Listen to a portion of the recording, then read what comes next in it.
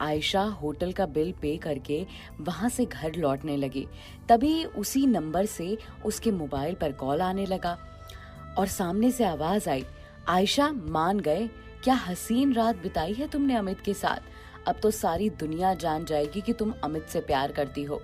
क्या बक रही हो तुम, क्या बोले जा रही हो तुमने ही ये सब करने के लिए कहा था और तुम्हारे पास क्या गवाह है कि मैं अमित से प्यार करती हूँ। अरे मेरी गवाह की बात तो तुम छोड़ो और अपना व्हाट्सएप खोलकर जरा देख लो। उस अनजान लड़की की बात सुनकर आयशा बौखला गई।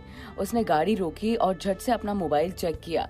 व्हाट्सएप खोला तो व्हाट्सएप में पिछली रात की पूरी रिकॉर्डिंग थी। ये देखकर आयशा पागल सी हो गई। उसने झट से जवाब देते हुए कहा, तो तुमने मेरे कमरे में कैमरा फिट करवाए थे? तुम ऐसा नहीं कर सकती। देखो तुमने कुछ किया तो मुझसे बुरा कोई नहीं होगा। बता दो तुम कौन हो और क्या चाहती हो। आयशा लगातार गुस्से में बोलती जा रही थी पर कोई फायदा नहीं था।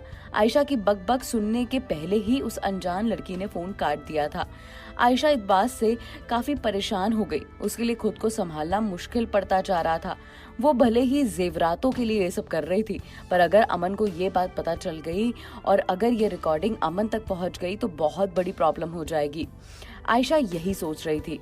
उसे समझ नहीं आ रहा था उससे इतनी चालाकी कौन कर रहा है, कौन है जो उसे ब्लैकमेल कर रहा है। वो ये बात किसी को बता भी नहीं सकती थी। उसकी परेशानी दिन पर दिन बढ़ती जा रही थी। आयशा ऐसे ही परेशानी की हालत में घर पहुंची तो आयशा को देखकर उसकी मम्मी उससे सवाल करते हुए बोली, कहाँ थी तुम पूरी रात? वो मैं किसी फ्रेंड की पार्टी में थी। आयशा ने इड़क कर अपनी मम्मी को जवाब दिया। ये सुनकर उसकी मम्मी उसकी तरफ देखकर गुस्से के लहजे से बोली, ऐसी कौन सी फ्रेंड्स की पार्टी जो पूरी पूरी रात तक चलती है? कहाँ घूमती रहती हो तुम आजकल? माँ फालतू बकवास मत करो। ये कहकर आयशा गुस्से में भनभनाती हुई अपने कमरे में चली गई। अमन के घर पर आज रूबल चौधरी और युग चौधरी आने वाले थे। अमन के घर पर कुछ क्लाइंट के साथ एक मीटिंग जो रखी गई थी, इसीलिए अमन ने अपनी कंपनी में फोन करके उसके मैनेजर हसरत और मिस रिचा को वहां बुला लिया था। अमन के घर पर पूरी तैयारी हो गई थी। अमन की मम्मी ने सारी तैयारियां कर रखी थी। हाल ही में सब लोग इकट्ठा होकर बैठे थे। थोड़ी देर बाद रूबल चौधरी और युग चौधरी भी आकर हॉल में पहुंचे। उनको देखकर अमन उनसे हाथ मिलाते हुए वापस अपनी जगह बैठ गया। अमन रूबल चौधरी के हाथों से फाइल लेकर फाइल ओपन करके बोला, बताइए सर, क्या प्लान है न्यू प्रोजेक्ट के लिए? न्यू प्रोजेक्ट के प्लान हम अभी आपको नहीं बता सकते, पर अभी जो डील हम कर रहे हैं उस प्रोजेक्ट में काफी चीजें ऐसी मिली है जो हमें रीवर्क करने के लिए भेजनी है आपको। वेब डिजाइनिंग का काम भी पूरी तरह परफेक्ट नहीं था। मैं समझ सकता हूँ इस टाइम आपको प्रॉब्लम हो रही है। मैं खुद आपको ज्यादा परेशान नहीं करूंगा। मेरे कंपनी ना जाने की वजह से इतने सारे काम पेंडिंग पड़े हैं। अमन को सपोर्ट करते हुए मैनेजर हसरत भी बातों ही बातों में बोलता है, हमारी कंपनी में अभी काफी प्रॉब्लम चल रही है।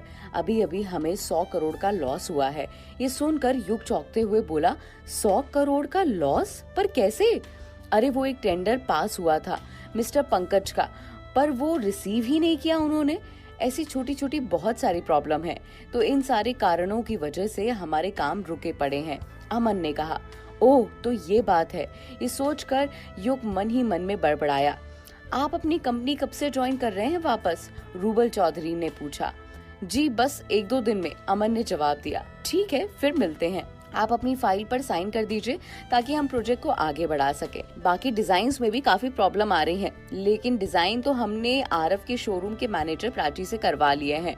ये सुनकर अमन कुछ सोचा और फिर रूबल चौधरी की तरफ देखकर बोला, प्राची शोरूम और डिजाइन कनेक्शन क्या है? मतलब बात ये है कि हम बिजनेस पार्टनर से अब रिश्तेदार में तब्दील होने वाले हैं। ये सुनकर अमन चौंक गया और उसके कान तो ऐसे खड़े हो गए जैसे पता नहीं उसे कौन सा सच सुन लिया हो। वो फाइल साइड में रखकर बोला, पर कैसे? आई मीन आप लोग बिजनेस पार्टनर से रिश्तेदार में कैसे? प्राची और युग का शादी का रिश्ता तय हो गया है, रूबल चौधरी ने झट से कहा। ये बात सुनकर अमन शॉक हो गया। उसे अपने कानों पर यकीन नहीं आ रहा था। उसे विश्वास नहीं हो रहा था कि रूबल चौधरी ने जो कहा है वो सच है। भले ही उसे प्राची से लेना देना नहीं था, पर प्राची युग से शादी कर रही है, ये सुनकर उसे हैरानी जरूर हो रही थी। अच्छा, हम चलते हैं। फाइल पर साइन लेकर रूबल चौधरी युग के साथ वापस चले गए। मैनेजर हसरत और मिस रिचा भी कंपनी के लिए रवाना हो गए। इधर अमन रूबल की कही बात से काफी परेशान था। वो चुपचाप अपने कमरे में गया और विंडो के पास खड़े होकर सोचने लगा।